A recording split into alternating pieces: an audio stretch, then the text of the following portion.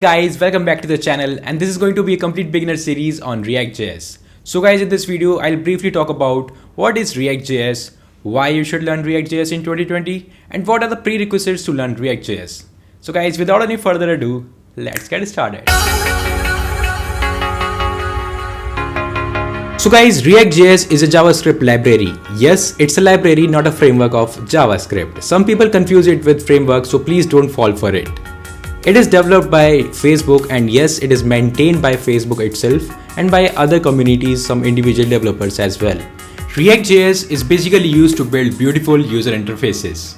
Its initial release was in 2013 and it's been 6 years now and is performing pretty well. Now let's talk about why you should learn ReactJS in 2020.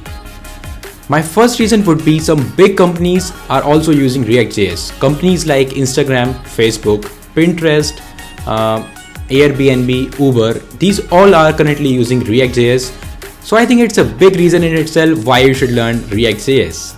So guys, another reason that I would like to state would be that you can go onto the mobile application part as well after learning ReactJS. Yes, we call it React Native.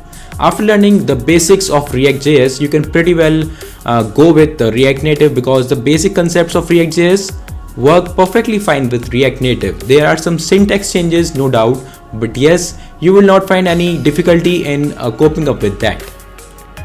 Another reason to learn ReactJS would be it has a great community support. Yes, whenever you find that you need to apply some third-party functionality, you would find there are some frameworks that you would be able to implement inside your React project. So you're good to go with that also. Now let's talk about what are the prerequisites to learn ReactJS. In this series, I would expect you to know at least some basics of modern JavaScript. When I say modern JavaScript, I mean some topics like arrow function, spread operator, destructuring of objects, and many more. I would try that I make videos on those topics as well so that you don't find any difficulty to start off with this series. Also, I expect you to have some basic knowledge of HTML and CSS. I am not expecting you to be a pro in HTML and CSS, but yes, some basic knowledge would definitely help you. Other than that, I would like to make this point that please do listen to what I am saying in the whole series so that you don't find any difficulty in making your project yourself. Just some basics of JavaScript, HTML and CSS is all what you need to know. So guys, without any further ado, let's start off with our very first video of this series.